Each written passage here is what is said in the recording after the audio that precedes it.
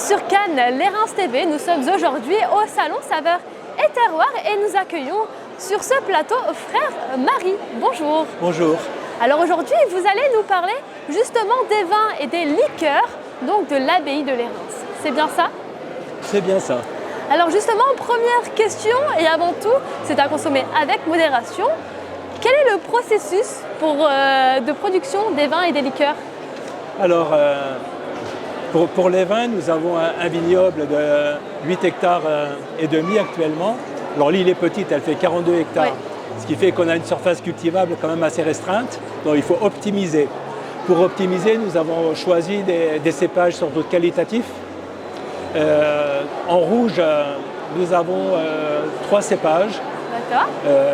Le cépage dominant, c'est la Syrah, qui vient très bien sur l'île, qui est vraiment adapté à l'hygrométrie marine, au soleil. Voilà, donc ça donne des Syrahs très souples. Nous avons aussi du Mourvèdre, qui est un cépage traditionnel du bord méditerranéen, qui est un cépage un peu plus délicat à faire venir en maturité, mais qui donne un vin excellent. Et nous avons un incongru, on va dire, le Pinot Noir, qui ne se cultive pas en Provence, uniquement en Bourgogne et dans la partie septentrionale de la France. Et donc c'est un grand challenge qu'on a fait de planter du Pinot Noir.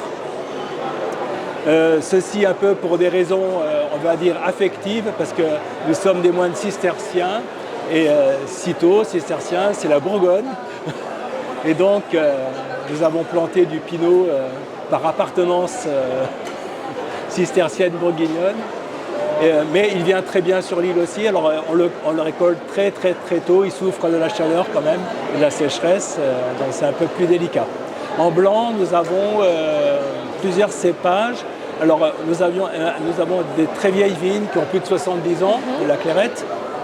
Nous avons du Vermentino, en Provence on appelle ça le Rolle.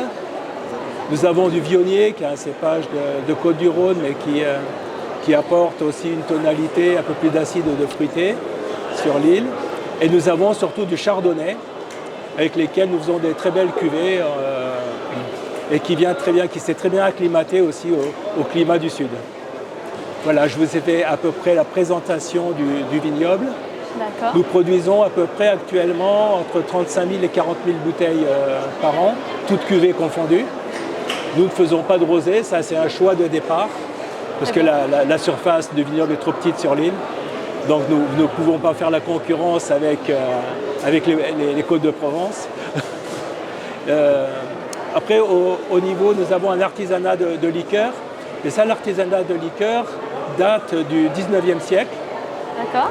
C'est, je dirais, c'est dans la grande lancée, comme les Chartreux, la bénédictine et tout ça, fin 19e siècle, les moines faisaient de la liqueur.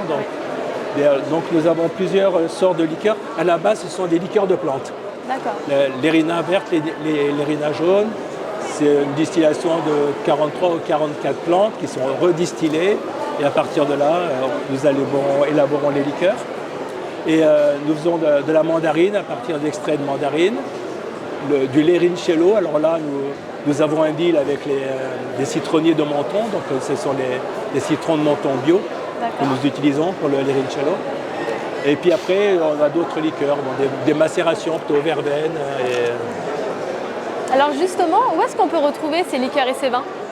Alors ces liqueurs et ces vins, principalement sur l'île, sur place. D'accord.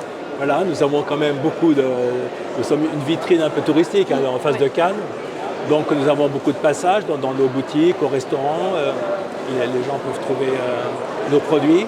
Après, sur Cannes, des cavistes, des tables d'hôtel aussi qui en servent. Et sur Paris, en Belgique, et on exporte aussi beaucoup, donc au Japon, en Australie. Très bien. En tout cas, merci d'avoir répondu à mes questions.